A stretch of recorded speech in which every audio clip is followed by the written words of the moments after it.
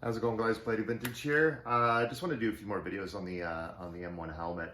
Kind of going to start this one as kind of my find of the week, if you will. Probably won't really continue on with that, but it's something that's just fun. So out at my local antique store, I found this sitting in a bin in a toy booth, believe it or not, which is not very often seen. Usually military booths will have this. So, didn't get it dirt cheap, but paid an alright price for it, I thought. So let's take a look at what we got. Okay, so right away, I can sort of tell by the OD paint, probably World War II, but like I said, with everything, it's all about looking at the bottom. So let's check it out. It looks to be fixed Bale. Let's take the liner out to see. Yep, fixed Bale. Front seam, you can see that there.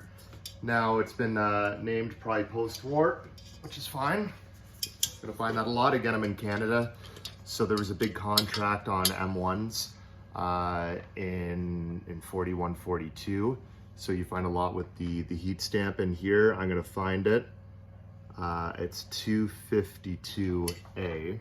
I'm gonna try and actually show you a heat stamp here, which I think will be really difficult, but it's right in there. So it's literally right below, or right where you see the 87, the 587, it's actually right in between that. If you can see that at all. Again, these videos are really tough to show all that. So great, looks nice. The original chin straps are intact. The nice brass color, the OD3 chin straps, fully intact, beautiful. And this one even has the early raised bar that would be consistent with the 252A heat stamp, which would be a 1942 dated. Again, McCord heat stamps on one helmet. Google that as soon as possible. Okay, liner, I didn't really cover this much.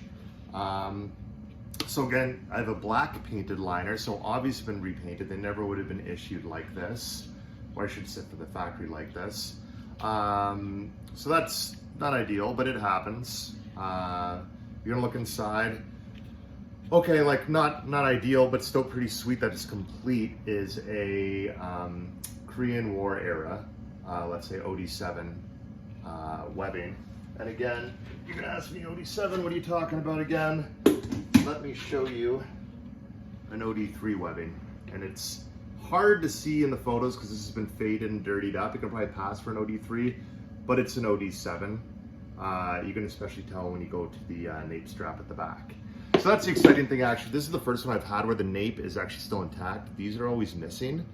So that's kind of exciting for me as well. You can't really make out the type on there or anything like that, unfortunately. I did add in one that I had sitting around. It was missing the sweatband. This one's actually dated 1956. If you look at the back there, it'll have a date on it. And this is the herringbone twill, and you can tell just by the weave of the cotton. Might not be cotton, so just don't quote me on that. And then if I look inside actually at the roof, I'm gonna see what it actually says. And it says US 6 MII. So I already know it's a Marmax. It's got an M. Again, you won't be able to see it, but it's right in the center at the top of the helmet, and it's molded in the plastic. So it's Marmac. The MII, I believe, was just something done for maybe the mold number. Anyways, here's the book you want to identify all stuff that came after World War II. And if I look through, I can definitely find something in regards to Marmac here and the MII. I'm not gonna go through that right now. So anyways, nice little helmet. Again, it's missing the leather chin strap that will go on there around the top, but that's extremely rare to find still intact, especially because this is probably issued likely post-war. Okay, so that's Bloody Vintage, and that's another World War II M1 as found.